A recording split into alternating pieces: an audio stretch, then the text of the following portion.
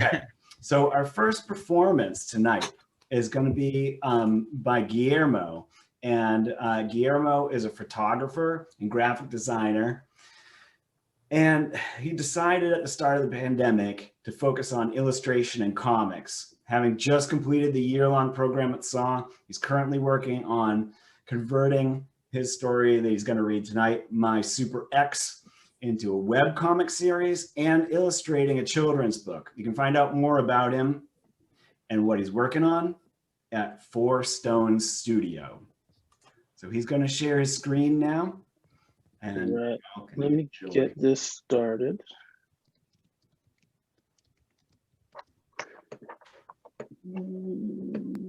Okay. Hi, everybody. Yes. Thanks for being here. Can you all see the screen? Lovely. Yes. Okay. Thanks, Barry, for putting all this together. I know it's a lot of work, and this is so much fun, so I appreciate it. I know we're going to do a little Q&A at the end, so I'm going to go ahead and just jump right in. So this is what I did for my final project. This is My Super X, the Maddie Rodriguez files.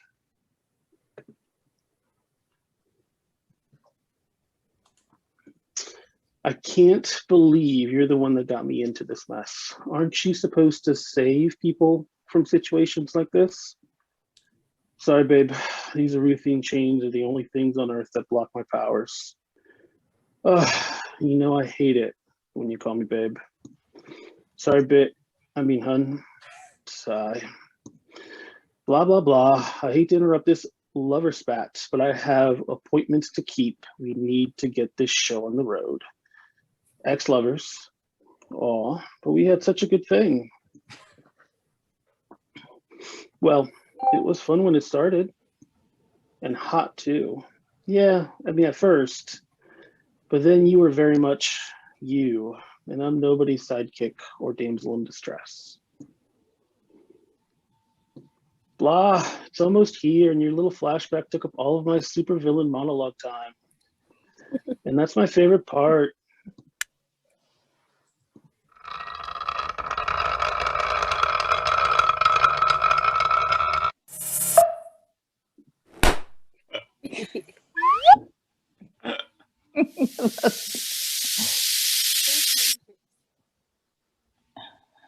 Don't worry, babe. As soon as I get out of these chains, Outman will save you. Outman? You're really still going with that? What? I am outstanding and quite a man. Goes over really well on the talk. He just doesn't hear how that comes across. And I don't need you to save me.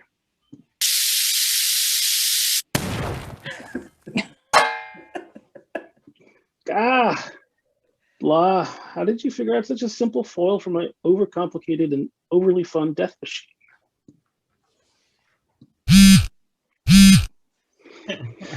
My delivery is finally here. We'll have to reset the machine and try again after lunch without your shoes this time.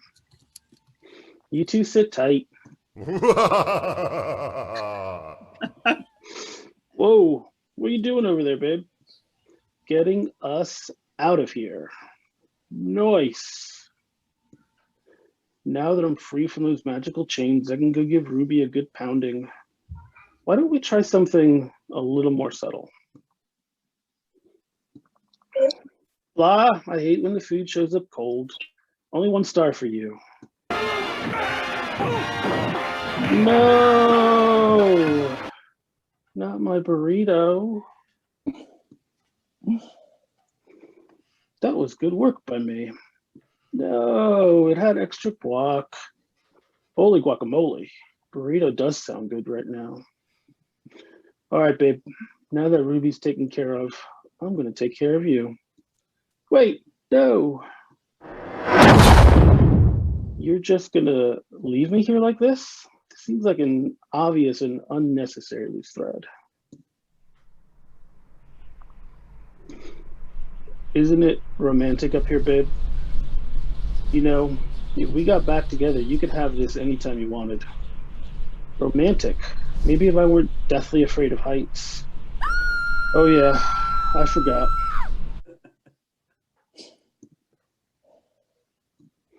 There you go, babe. Back home safe and sound. Maybe I can come in for a minute? We both know this isn't gonna work. Help! Outman, help! I'm not the woman you want me to be.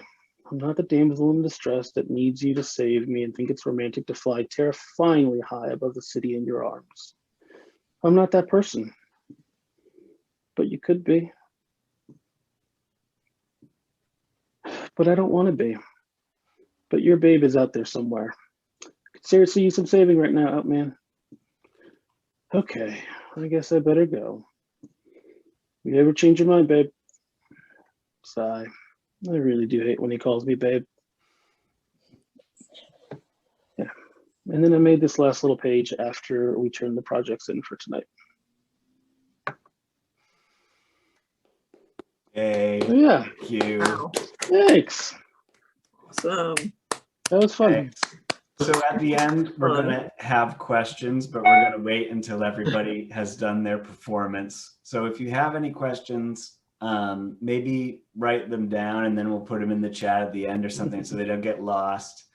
Our next performer is Merritt Pennick. Merritt is a multimedia artist specializing in digital work. They began creating animation as a teenager and later shifted to cartooning and illustration, and now work heavily in comics after finishing the SAW year-long program. Hello, everybody. Let me share my screen. Everyone can see that okay? Yeah. Mhm. All right. This is my comic Beast. That was the final for the year-long program. And I'll just start. Beast. It's a twisted feeling, a mixture of hope and dread, that attaches itself to the pain and fear. I question everything in ways I never considered previous.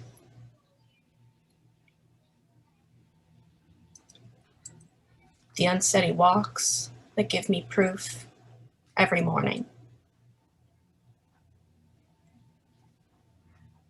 But I will never stop asking questions, as stagnancy is not an option. For it is a complicated beast that I was fated to face. Thank you. Wow. Thanks, Merritt. Okay, so our next performance is going to be from Xris Parsell. Chris has been a cartoonist, publishing a webcomic called Podscape about his time working in software for big media since 2008. In the SAW year-long program, Chris's focus has shifted to exploring longer-form comic making. Tonight, he's sharing the first chapter to his body horror memoir comic, Death Metal Guide to Divorce. Yay, Chris. Yeah. Thanks, Barry. I'm just gonna share my screen as well.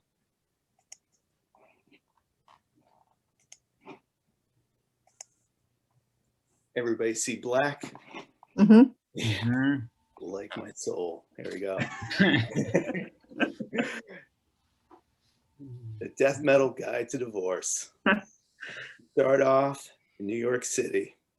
Of all the places in Brooklyn to grab a beer, leave it to Jenny to find one that actually looks like how my life is now. Hell. Inside the bar, Simon waits for his friend Jenny, who happens to be 2 hours late. Want to start a tab? No thanks. I'm not staying long. About time. Behind you and to your left, about 100 feet. You ready for a night of fun? You're here? How long have you been sitting there? Long enough to know this place could use some comfortable seating. This is going to be a nightmare to catch the train home from here. You sure you don't want to start a tab? Yeah, I'm sure. I heard that. Really? She just served you divorce papers and you're in a rush to get back there? I don't understand you sometimes. I'm trying to make this work. It's not too late. Clearly, she isn't trying to make it work. Sorry, that was too harsh. The whole thing upsets me, and I need a drink. Maybe some sushi too. Oh, we're gonna need another round. It was one of those nights, drinking, talking, drinking some more, talking about everything except the living inferno that is my life until, okay, tell me what's really going on with you. I'm concerned. Well, besides killing myself to keep it together, My body makes pearl. you wouldn't believe the latest. Simon, sorry to interrupt, but why is your arm smoking? You really don't want to talk about my divorce, do you? Yeah, I don't think it is. Not that one, your other arm. Damn, it's doing it again. The smoke is coming from this weird cut I have. Let me see the cut. Ugh, Simon, that looks bad. Simon, it's really infected. Where did you say you got this cut? I can't remember. Why? What difference does that make? Let me see if I can clean the infection with some vodka. Boom. Oh.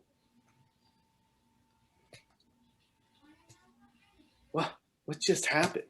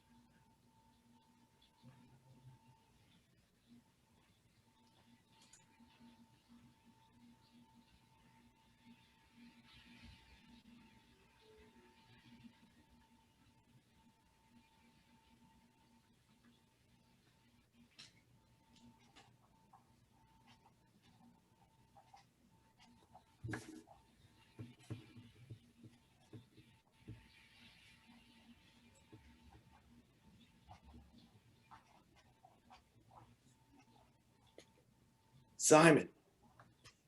Simon, wake up. What's going on? What happened? You passed out and fell over. How do you feel?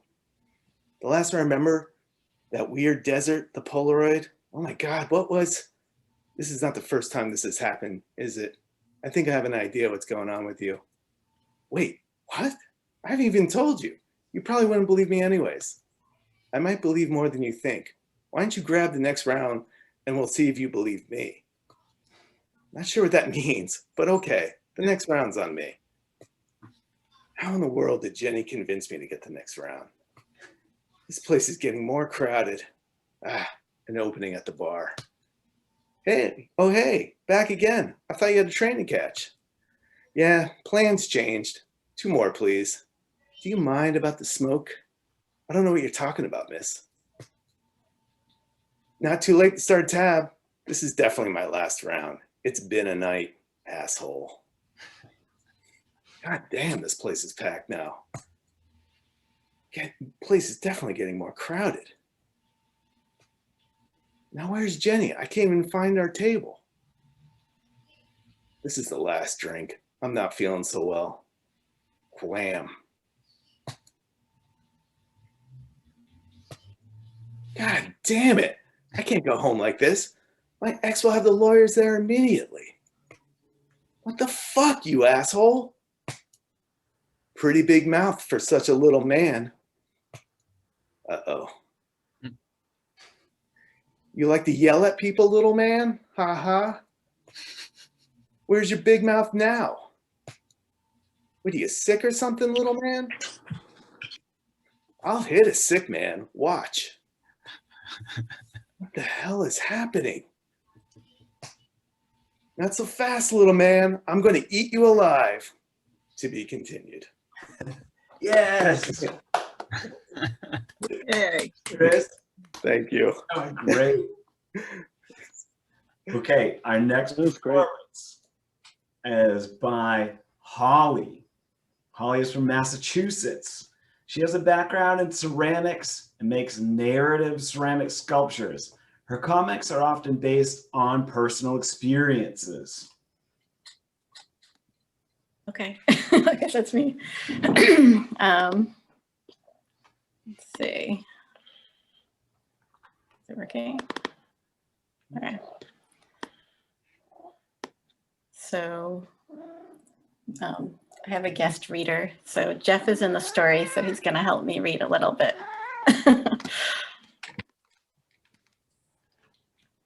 Tour de Maine. Nice. The plan: to bike tour around Maine for 9 days following the East Coast Greenway. Cycling is to Jeff, art is to me. Therefore, he will carry all of our stuff. I take care of booking a different Airbnb or motel for each night and make detailed lists on where to get vegan and vegetarian food. Okay, I've updated my cycling wardrobe. I'm ready. Everything was okay until the hills. At the Yankee Traveler, day 2. Jeff went to get food. My legs are jellyfish. Jade Express. In the morning, I'm just hungry and tired. I feel better after sweet potato fries and a quesadilla for breakfast. Also, a visit to the toy museum. Don't be sad. You can do it. Or you could take a nap. Today was supposed to be the short day, but it's never ending hill after hill after hill. Are we there yet? At the Humble Farmer, day 3. Yeah, food's pretty limited here. No, we didn't plan any rest days. I'm fine. I'll be fine. My dad thinks I should call the whole thing off and just stay in one town, enjoy my vacation. Actually, that sounds nice. To just stop. Why won't I do it?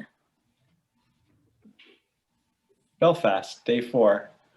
I can't do this. You should go on without me. So you want to stop? It's a rainy morning, so we do laundry as planned and get to be tourists. Instead of riding, we take a bus to Bangor to a Super 8 motel. I think this is supposed to be Mexican food. At the Ground Round. I do not recommend. I still don't know what to do. There aren't any other buses along our route. While falling asleep, I resolve that I'll rent a car in the morning. I'll just meet Jeff at each spot and have my own little vacation. The only thing available is a U-Haul? It has come to this. It requires an entire U-Haul to carry me and all my doubts across Maine. Everybody in? Wait for me. There's no way I'm taking a U-Haul. See ya. The hills are more gradual inland. I'm okay. And you know what? Tar can be beautiful. Yay. Thank you so much. Thank you both, guys. It was great. That's lovely. Okay, so our final performer, and then we're gonna let you guys ask any questions or share any insights that you may want to. Our last performer is Vanessa Martinez, who is an anxious office employee in San Diego, California, that doesn't have a website, but does have a heart of kryptonite. No, just kidding. She said she has a heart of gold. Sorry. Thank you. Okay. All right, let's see. Okay. So for this, I'm going to read what I did for my final assignment. I wrote a book, or I started a book about a building of tenants who are having trouble paying rent to their landlord, which is a parasitic monster that accepts payment in bodily fluids. it's a whole thing, but I'm just going to read a short excerpt from that. Okay. Oops. Oh God. Hold on. Why am I forgetting how to do full screen? Oh my God. There we go. Got it. Okay.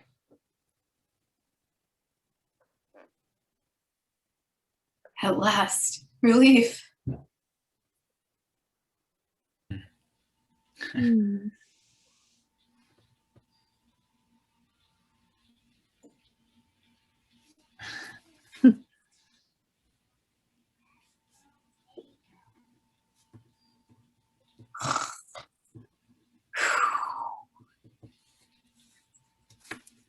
Yes, you're doing great. Great. You are weightless, untethered and full of light. Follow our voice.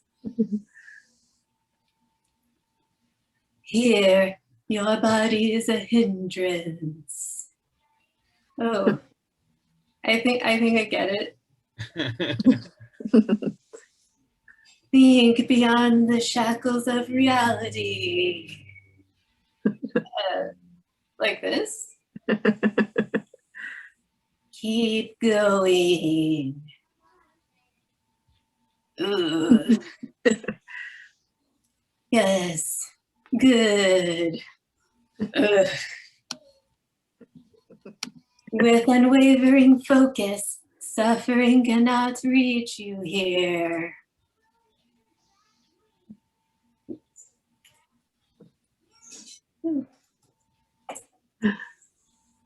Though we can sense that you are preoccupied. Well, yeah. I'm trying really hard not to be. It's just that my life is such a mess, and this seems cool, but I want to feel a little better. How can I feel better when nothing really improves? It's not just me either. It's everyone I know. It's a real shit show down there. That's great. You know, it's so like you to focus on the negative. I'm sick of all you complaining about your problems like my life's so great.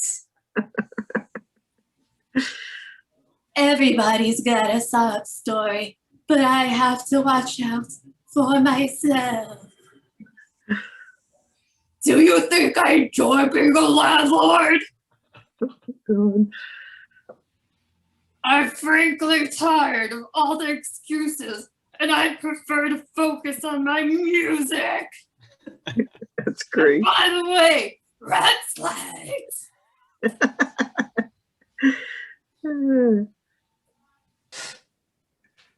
I should just kill myself.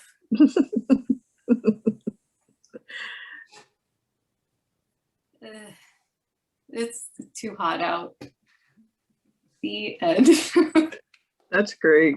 I love your reading of it. I like that. Awesome. That was great. Thank you. That's terrific. Thank you, You guys. need to publish an audio version. So I want to open with us giving any kind of questions or responses that we'd like to give to Guillermo. So I'm going to start. And Guillermo, you were in the same mentor and feedback group that I was in during the year-long program. What like feedback did you get that made the most change to your original project? I loved our mentor group. I thought that was really, really helpful. I've never been in a group like that before with comics, and it was good to get that specific feedback and seeing everybody else's work. It might be silly, but the one thing I heard from our mentor is that I was drawing too many feet. Like I was drawing full bodies all the time, when I didn't necessarily need to. And I think I just defaulted to that because in my head, I saw the full body, but it made more sense to zoom in to see some facial expressions and make things go a little bit quicker. So after the first few pages, I try to incorporate that a little bit more and try to do more close-in shots and do different shots besides just here's everybody's full body on the page. And can you talk a little bit about Outman's color scheme? Yeah, I was obviously it's like I created this thinking I don't really love superhero stories. So how would someone who doesn't like superhero stories write a superhero story? So I wanted to make Outman a little silly. And then when I was coming up with his outfit and his color scheme, I searched what do frat boys wear? And just did like a Google image search. And I downloaded a bunch of pictures and just like grabbed a bunch of colors off of that. And then eventually I got to that pale blue and like that off Nantucket red that you see. I thought it fit sort of his personality and his demeanor. Mm-hmm. And why didn't the bad guy make any balloon animals the whole time? He should have. That's how he lured them into his trap. He was Yeah. balloon animal clown at the beginning. Yeah. Does anybody have anything they want to say or ask Guillermo about his project? I got a question. So I thought it was awesome. It was great. I'm really curious, Thanks, who was your guys' mentor, and how did you feel that your personal aesthetic synced up with your mentor?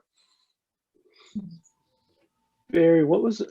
Jess was her first name. I'm blanking on the last name. Yeah, right Jess now. Frolifson was our mentor. Yeah.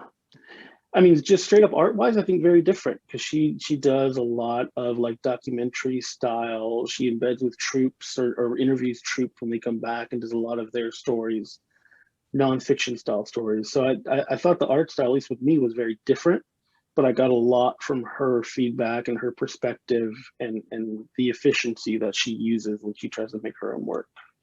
Oh, that's fantastic. I thought it was great, yeah. Thanks. That's great. Yeah, thanks, Chris. It's an awesome project. Thanks. It's funny that feet comment, which I didn't hear. That's the first I'm hearing of it, but I've heard it often said that you should make sure that there's at least one pair of feet on every page, but mostly that's a way to get people to put more long shots in because usually they don't put enough in. It's funny that you were doing the opposite, Guillermo. It's interesting that was your inclination. Usually people just do close up, close up, close up, close up. But the variety with bushes. is better. Yeah, cool. Yeah, I think in my head I just saw the room, the whole thing, so that's what I drew. But that doesn't really make a good comic. So I Right. tried to listen to what she said, and I thought it was very helpful. Yeah. At what point, I sort of want to ask everybody how they, what the experience of creating a reading, how that was different from making a comic, but especially I want to ask you because you added sound effects. And I'm like, at what point did you say this needs sound effects, you know? When I realized how many of my panels had no words on it, Okay. and that it just didn't see, I don't know. It was funny because once I read it out loud while I was writing it, but once I did the reading, I would go back and do the words totally different because I would add a whole bunch of other little stuff in there. But I just wanted something to help the silence move along more than anything else. And it was fun to look them up and add them in there. Yeah, I need all the help I can get. So I thought the sound effects helped me out a little bit. Yeah, Liz Matthews says, Guillermo, I really like that extra page, the last one that you made recently. Did you find that your process of making was different at the end rather than the rest of the book? Yeah, the end was very different. I was stressed. It probably took me, let's say we had 6 weeks. I think I worked 4 weeks on the first half and 2 weeks on the second half. Like it just got a lot faster and a lot easier once I started drawing the people. And I also started thinking about bigger panels instead of trying to cram 10, 12 panels at the beginning, which I don't think served me very well. So as I was working through it, I started finding ways to make it a little bit more efficient and ways to close up, to do more close-up shots a little bit. And I thought that helped. It was easier to draw the last few panels than the beginning for sure. Okay, so Merritt you were the next reader, and your comic was called Beast, and your comic was kind of about chronic disease and being treated for chronic disease. Do you want to speak to that at all? Sure, I can talk about that a little bit. I have been chronically ill since I was 17 years old.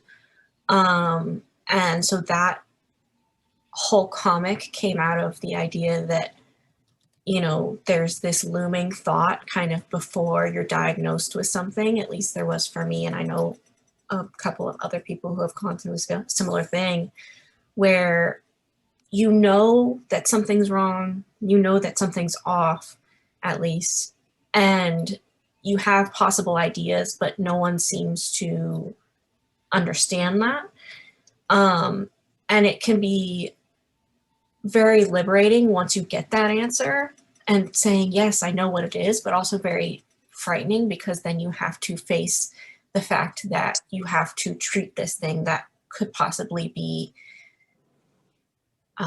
very painful in the future. And one thing that I was thinking about when I was first reading your comic is there's just a lot of very advanced technology in your comic, right? Is there any way we can bring up the comic, by the way? I'd love to see some of those images again. I mean, since you kind of just went on the text, it was a very quick read. So I wouldn't mind going through that for any of you. Yeah, if that's possible. Sorry, we didn't do that, Grandma, but. Yeah, I can do that. Okay, yeah. Eric, do you have anything specific you want to ask, or do you? Well, this kind of hits a little close to home because I myself am diagnosed with FSHD, which is a type of muscular dystrophy, and I was diagnosed when I was 18. So this kind of hits a little close to home for me. So yeah, there is almost a little relation, and there's not really a treatment for my I don't know, disorder, thing, but yeah, it really is. I don't know. I don't mind going through this and seeing some things, and if there's any kind of like if you're dwelling on sort of like moments, because a lot of these things seem I don't know if we could go into depth and kind of the choices of images too. Yeah, I wanted to ask a question about that too. So like there's a lot of the technology imagery, but then it starts to transition, Merritt, into like more of a nature imagery with all those flower petals and things like that towards the end. When did you decide to incorporate that, and why did you decide to do it more towards the end rather than the entire way through? Well, I kind of knew that I was going to be incorporating hibiscus flowers somehow into my final project. Hibiscus flowers were a very big thing for me throughout my childhood. They're very important to me. And that was a theme that came up a lot for me in the past year or so, going through this, journey of accepting myself as a disabled person in general. And so I kind of had that idea of including these hibiscus flowers from the beginning. It was only after that I kind of realized the difference between this warm nature that I had been so drawn to versus the kind of cold stuff I had been dealing with the past couple of years of my life. So it kind of felt that it was necessary almost to show the process of healing that I went through, of just accepting my disabilities. Can I ask you a question about that too? Sure. Merritt, that's amazing, because actually I work for a healthcare industry. We do training, and one of the things that very interests me is comics in the medical field. And the comic you did here, did you find building this out did it help you deal with the chronic in more ways than one? I mean, obviously you said you got the answer and you're like, okay, now I know how to build a plan, but how did this actually increase some of that? How did that assist you? I would say it helped me kind of view it in a more analytical way almost, or partly more analytical, but partly more artistic, because, you know, when you're kind of in the throes of disability and pain, it feels very like this is not poetic in any way, you know, nothing about it feels poetic. But when you kind of look at it from this perspective of building it as a comic, it kind of, you realize like, oh, there's beauty here. There's stuff to take from here. And so I think that was the biggest part of it is, you know, viewing all these scary things that I've gone through and, you know, remembering those times that have been rather traumatic, but also viewing them from an outsider's perspective and looking at them with kinder eyes than maybe I had seen them before. Awesome. That's incredible. That actually goes along with a lot of what I've read that some other people who dealing with chronic illness is that they go through the same thing what you just did. That's amazing. Thank you. Yeah. And it's really kind of harsh to getting that diagnosis, but then sort of like realizing that that is, you know, that you feel like a fog has been lifted, I feel almost. Absolutely. Absolutely. So, and it kind of allows yourself to face those differences and go forward, but it is a difference and it is something that, yeah, this is very well realized. Thank you for sharing. Thank you. Thank you all, and thank you, Merritt, for commenting and for sharing. Thank you. Performing. Okay, so our next reader was Chris, and Chris did Death Metal Divorce. And so, Chris, what I want to ask you is, why is your arm smoking? It was part of the process involved in this. You know, it's metaphor. I mean, Tom's been hearing this for years. I started this project way back in 2016, and certain elements take different forms, and the arm eventually leads into other things. But this smoking open wound that's obviously not a natural wound kind of just leads into the mind space that this character is about to enter in. It's kind of like the small opening in which later chapters it's going to become more fully developed, and you get a glimpse of that in that dream state, that other world there. So you were also working on this right up to the last minute. Like there's some things that you've done in here that I didn't see when we did a dress rehearsal just this week.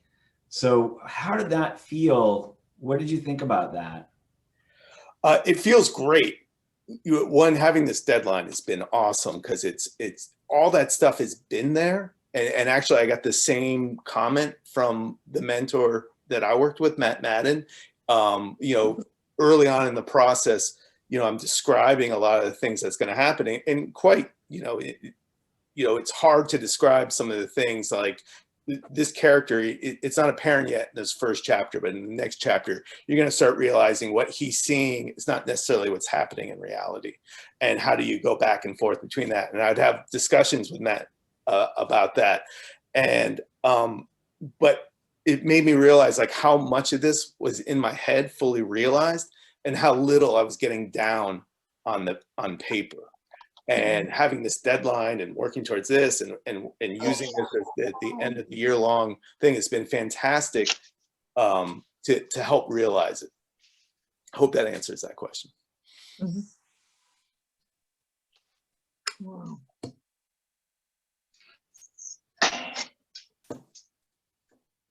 Did we lose Barry?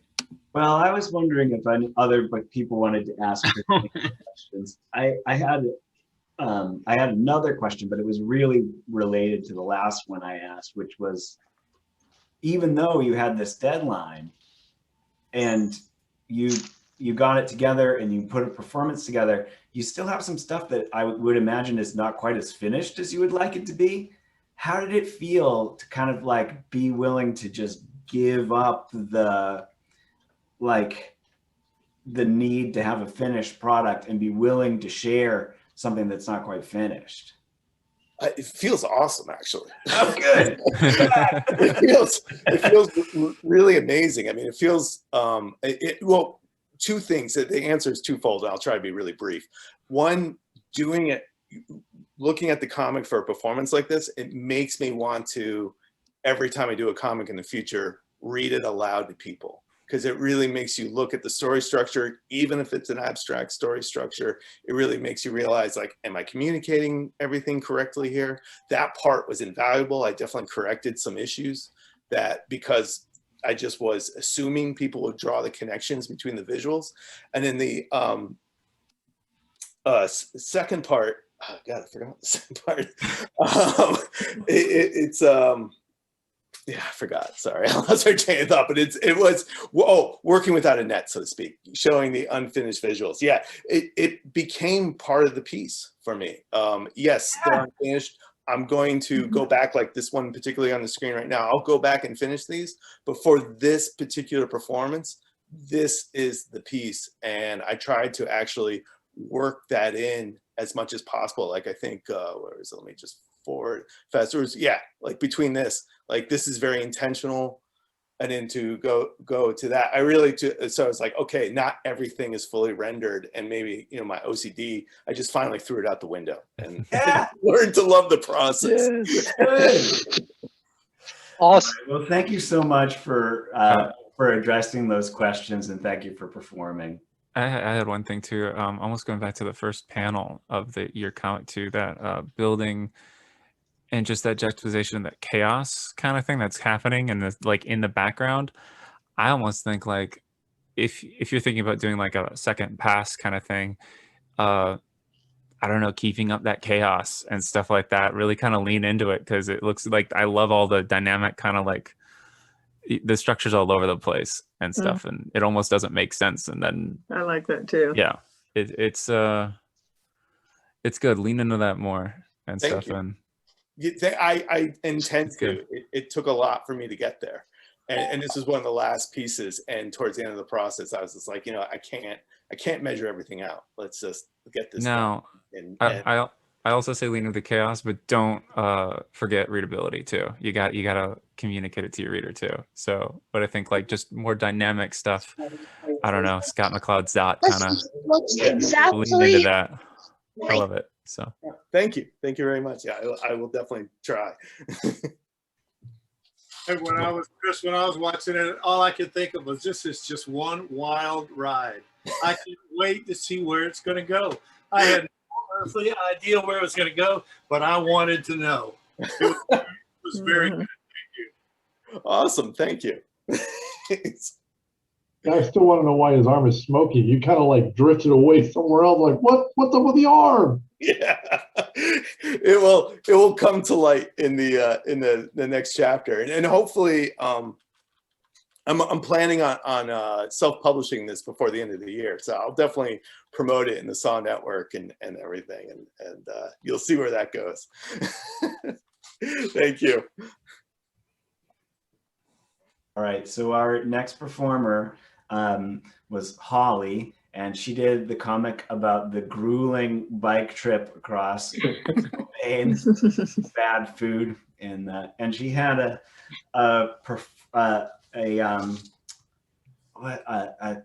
actor, a performer, whose work I enjoyed in Jurassic Park and The Fly, but makes me think that maybe you're not the real Jeff Goldblum, all right?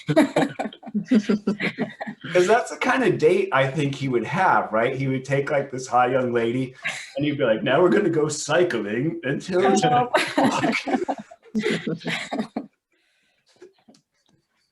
Yeah. So I see you still have your bike in the background. What's that? I see you still have a bike in the background. You didn't give it away. Yeah. That's his thing. So did you feel like after you like had this adventure, or maybe even during the adventure, holy crap, I'm going to write a comic about this? Or did it take a lot longer afterwards? I don't know. I took a lot of pictures on the trip. I realized it was like 4 years ago. So it's kind of like, I don't know. I think I was trying to escape like the pandemic and just like having a rough year. So I was like, it was just something I could pull from. And actually, maybe I had thought about it before. Like we're like, oh, I could do that. And I was like, yeah, like I didn't want to, but then it just sort of kept growing and building on itself. So that's interesting. I hadn't heard you say it that way before. So there was something about, you know, being stuck in the house and, you know, like not being able to travel that made you want to create a travel narrative. I guess maybe I didn't consciously think that, but I mean, maybe it's like simpler times. And so the book itself isn't sort of made as a standard comic format, right? It has its own sort of format. Yeah, like when I was thinking of that story, I was like, well, I want it to be like either like an accordion book, or if it's on the web, I was thinking of if it could be like scrolling like in some way, or like the tar part just like continuous like tar. So yeah, I brought a little example just so you could get a better idea. So it's Oh yeah. so like some of the imagery sort of continues like each picture. And then the guitar continues on this side. Oh. Ooh, that's a guitar. Oh. Like, yeah, I did like stop on the side of the road and like took pictures of tar. So and I was thinking about comic. I was like, this reminds me of ink. So just the black and white. Holly, it looked like you had so much fun doing the drawings, and I loved your little, I think it was a hamster in the wheel. Yeah. I love that part. Yeah. No, I did have fun. I think at first I was like, not sure how it was going to work, but just having the flexibility to like have different kinds of images. And I didn't stick to one like technique of like inking, just did some watercolor, some markers, some, you know, just so it's a little more eclectic, or like a travel diary maybe. So yeah, I think it was a good exercise to do, like to not feel like it had to be in panels on one page, you know, like each page. Just. I had a question. On your introduction, you said that you're a potter too. Yeah, I do ceramic sculpture. Yeah. Okay, cool. My mother's a potter, so I just I didn't know if you did like wheel thrown pottery or something. So I didn't know if you were drawn. Like yeah, I'll do some pottery, but it's usually hand built. Yeah. Okay. Yeah, okay. But a lot of pottery is kind of drawn to circles and stuff like that, and circles being kind of a motif in the whole, and the fact that it's like the accordion, you can kind of, it's all the way out and kind of back in a cycle and stuff like that. I just liked that. I just liked how creative you were with that. I didn't know if I had any thought process with it, but I really liked like the circular nature to the work. It was great. Thanks. Yeah, I'm trying to like figure out how to combine the mediums, but I don't know. I just like, do I need a decal printer? Like, I don't know. Tempted. Barry, Nikki has their hand up. Can you? Yeah, go ahead, Nikki. Sorry. Hi, Holly. I love accordion books. It's my favorite kind of book to make because it's that magic flip when you go over to the other side and start reading on the other side. And so I'm really curious, what were your pages you did your flip over on? What were your images you did your flip over on? What do you mean, like, where did I? You know, when you go through one side and you get to the cover of the next side and you flip. Does that make sense? Doesn't it flip all into the tar? It flips into that long tar sequence. Yeah. So your back cover. Hold on a second. Okay, yeah. Yeah, the cover. Show it up again. Yeah, full screen. Oh, it folds. I took it out of the cover, so it just folds into the cover. Oh, okay. So that's a one-sided. That's a one-sided accordion. So the end just like flips into the tar. Yeah. Okay. So, yeah. I had to like go to a lot of YouTubes to figure out how to do it.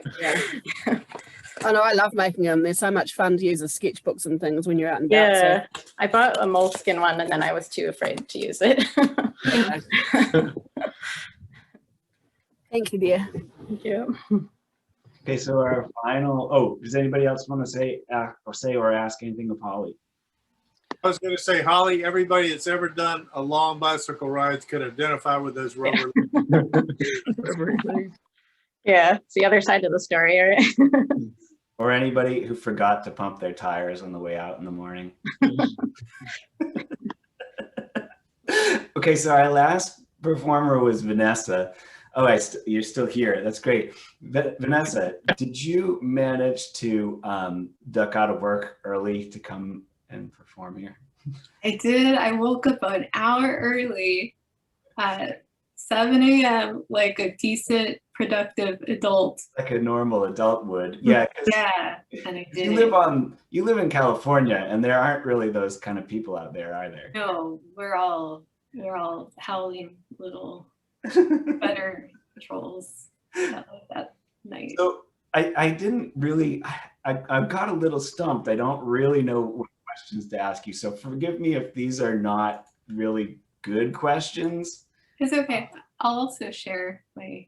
Oh yeah, please do. So in a way, it seems, well, okay, so why does the landlord want to help this particular tenant of the universe? So the way I envisioned it, and I'm totally cool with any other interpretations, was that this person was trying to do astral projection as some sort of escape from their from their problems, and that this face was more a creation in their mind of a sort of spiritual guidance, and it morphs into the landlord because the landlord's kind of plaguing this guy's thoughts because he's just so stressed out.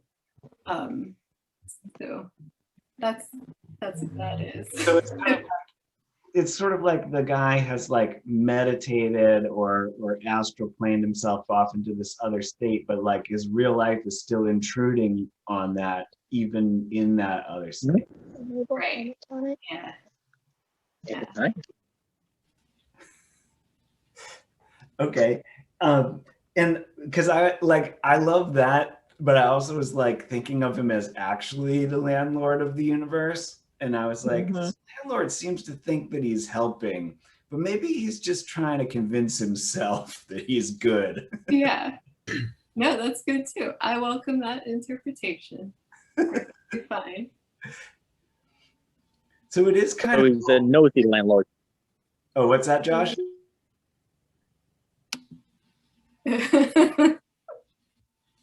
He's the one that lives next door and checks on you every time you come in and out. Right. Yeah. I like the art style. It's like old Marvel art style. Yeah, sorry. I have my son here, Riley, and he likes it too. Oh, thank you, man. It looks like one of those old Marvel comic book kind of art style, even the handwriting too. Oh, cool. Thank you. Yeah, you have a certain kind of texture to a lot of your work. How do you get the texture? Just by having like constant anxiety and just like channeling it into tiny little pen pricks.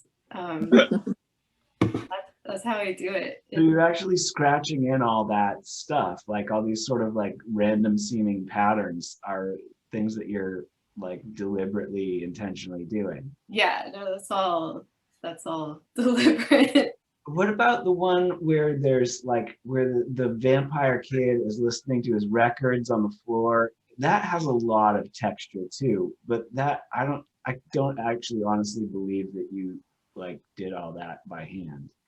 Yeah, no, I am not good with digital art, and I'm very much pro ink in the old-fashioned way. I hate using a tablet. I can't get it to look like how I draw in real life.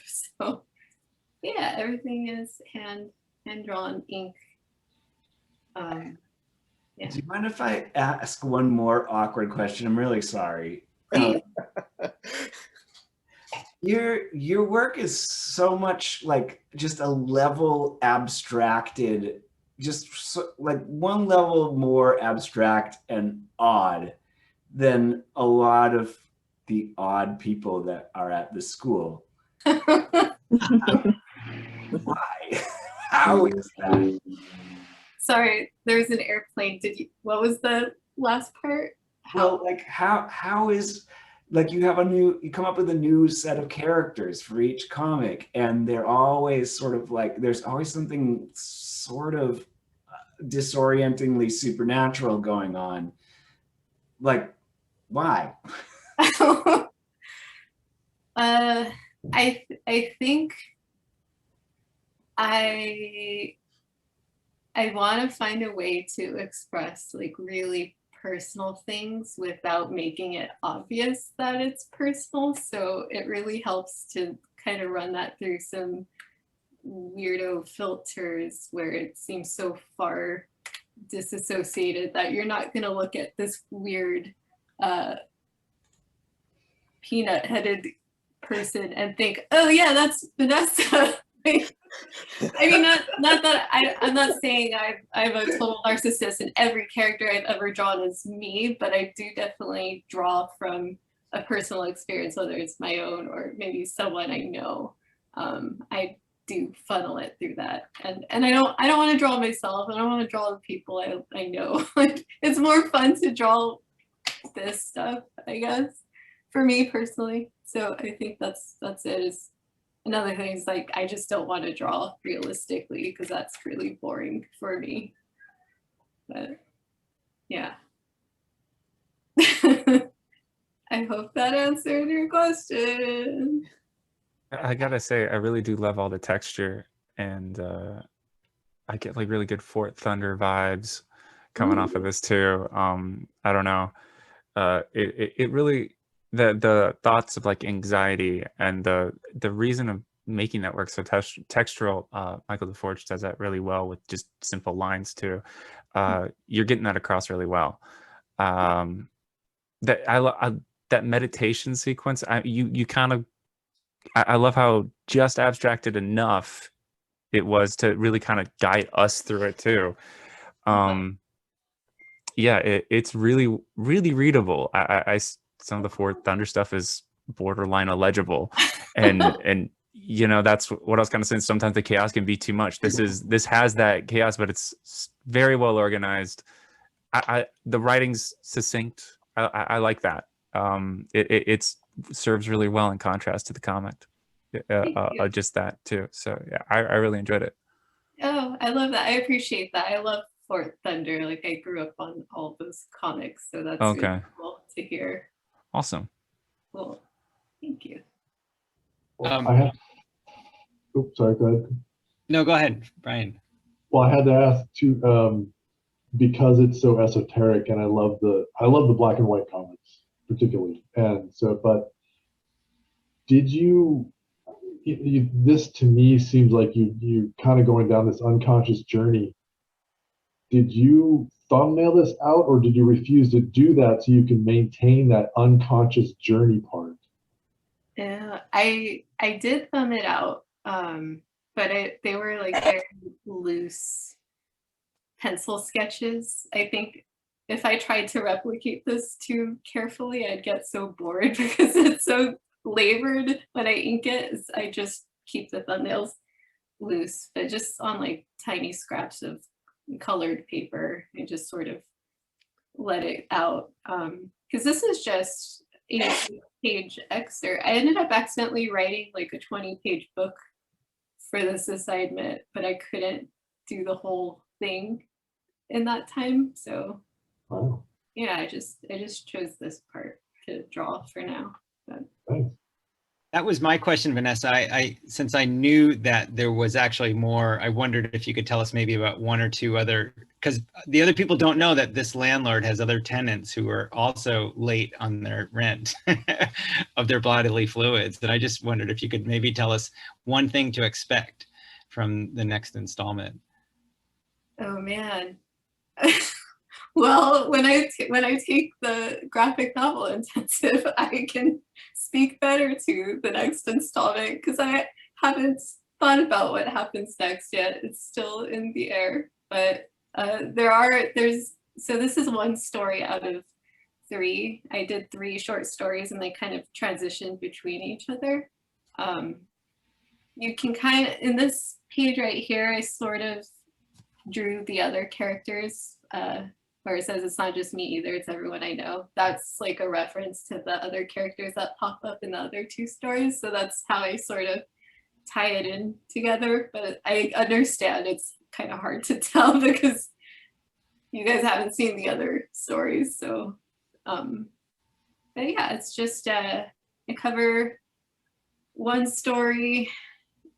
I don't even know how to explain it. It's even weirder than this one, but it's like an executioner dude that lives in a room full of heads, like disembodied heads, and they just found out that rent's late, and it's the whole thing. I don't know, but it's hard to explain some of my comics because they feel so simple that it doesn't even seem interesting. But the thing in my head is a lot different than it might sound.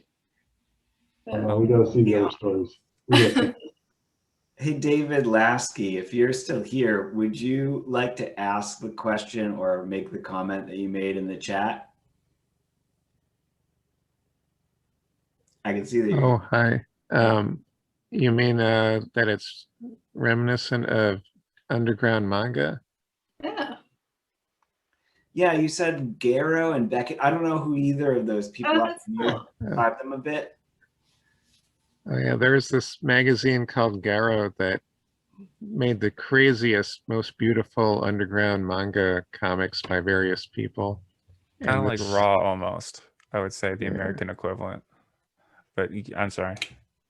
Yeah, Go ahead, David. this feels kind of like that, and it also looks kind of like a Doctor Strange story from the '60s, to echo the commenter who talked about old Marvel comics. He did go. And then Samuel Beckett, someone else mentioned as the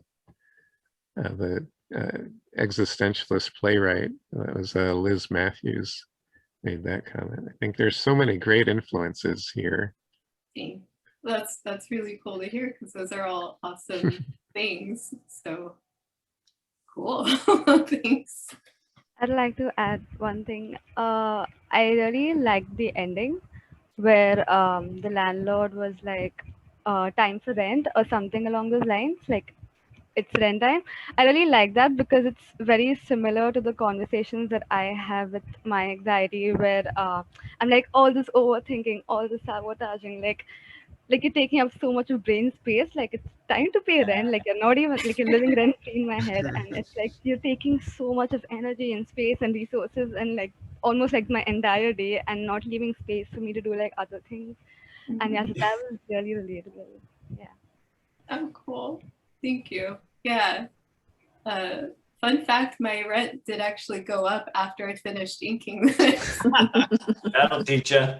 That's what I get.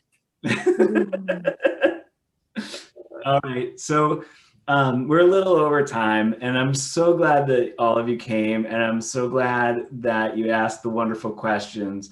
Does anybody else want to talk about anything else or go back to anything that we talked about before we head out? I just want to say as the person sort of kind of in charge of the program we all finished, it's really like when you guys express yourself in the way that you are happy with it, it honors us so much. We're so like, nothing makes us happier than when you feel like you've reached that point where you're actually communicating what you want to communicate, or you're happy with what you're putting out. And so I just want to thank you for doing that. That's all. So we do these the last Friday of every month. So pencil it into your calendar or electronic it into your electronic calendar. And if you have any suggestions or questions in between now and then, you can ask it in Saw's Mighty Network, or you can ask Tom or Emma and put it in a message in your social media of choice. Thank you guys so much for coming, and thanks so much to the performers for doing an awesome performance. Thank you, Barry, for putting this together. Thank you, Thanks Tom. to Barry for putting all this together. That was great. Yeah. Yes, thank you. So cool. All right. All right. Good night, everybody. Bye. Bye. See you next time. Have a great weekend. Don't do anything I wouldn't do. What other kind of dad stuff can I say? It's a long weekend, everybody. Don't go to work on Monday. Good night.